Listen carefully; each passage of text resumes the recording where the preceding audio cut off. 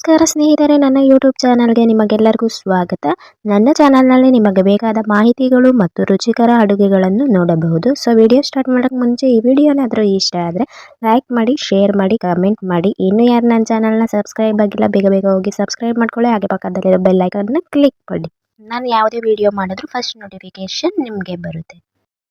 Simple ಆಗಿ ಈಸಿಯಾಗಿ peanut chutney ಅಂದರೆ ಶೇಂಗಾ ಚಟ್ನಿ ಯಾವ ರೀತಿ ಮಾಡೋದು ಅಂತ ಸ್ಟೆಪ್ ಬೈ ಸ್ಟೆಪ್ ತಿಳಿಸ್ತಾ ಹೋಗ್ತೀನಿ.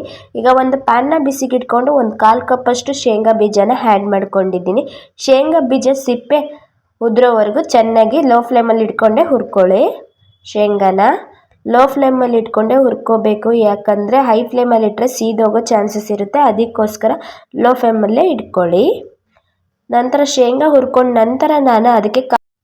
ನಂತರ ನಾನು ಖಾರಕ್ಕೆ ಎಷ್ಟು ಬೇಕೋ ಅಷ್ಟು ಒಣಮೆಣಸಿನ್ಕಾಯಿನ ಆ್ಯಡ್ ಮಾಡ್ಕೊಂಡು ಅದು ಕೂಡ ಲೋ ಫ್ಲೇಮಲ್ಲಿ ಇಟ್ಕೊಂಡೆ ಚೆನ್ನಾಗಿ ಹುರ್ಕೊತಾ ಇದ್ದೀನಿ.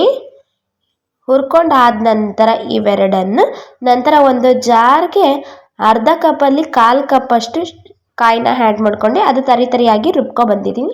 ನಂತರ ಒಂದು ನಿಂಬೆಹಣ್ಣಿನ ಗಾತ್ರದಷ್ಟು ಹುಣಸೆ ಹಣ್ಣನ್ನು ಆ್ಯಡ್ ಮಾಡ್ಕೊತಾ ಇದ್ದೀನಿ. ನಂತರ ಸಿಪ್ಪೆ ಬಿಡಿಸ್ಲಿಲ್ಲಂಗೆ ಬೆಳ್ಳುಳ್ಳಿನ ಆ್ಯಡ್ ಮಾಡ್ಕೋಬೇಕು. ನಂತರ ಕೊತ್ತಂಬರಿ, ನಂತರ ಮತ್ತು ಶೇಂಗಾ ಮತ್ತು ಒಣಮೆಣಸಿನ್ಕಾಯಿ ಹುರಿದಿಟ್ಟಿರ್ತೀವಲ್ಲ ಅದನ್ನು ಆ್ಯಡ್ ಮಾಡ್ಕೊತಾ ಇದ್ದೀನಿ. ನಂತರ ರುಚಿಗೆ ಎಷ್ಟು ಬೇಕೋ ಅಷ್ಟು ಉಪ್ಪನ್ನು, ಕಲ್ಲುಪ್ಪನ್ನ ಆ್ಯಡ್ ಮಾಡ್ಕೊಳ್ರಿ, ರುಚಿ ಬರುತ್ತೆ ಚಟ್ನಿ ಯಾವಾಗಲೂ.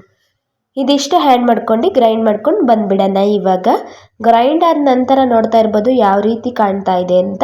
ನಾನು ಇವಾಗ ಶೇಂಗಾ ಮತ್ತು ಒಣಮೆಣಸಿನ್ಕಾಯಿ ಹುರ್ಕೊಂಡಿರ್ತೀನಲ್ಲ ಅದೇ ಪ್ಯಾನ್ಗೆ ನಾನು 2 ಸ್ಪೂನಷ್ಟು ಎಣ್ಣೆನ ಆ್ಯಡ್ ಮಾಡ್ಕೊತಾ ಇದ್ದೀನಿ.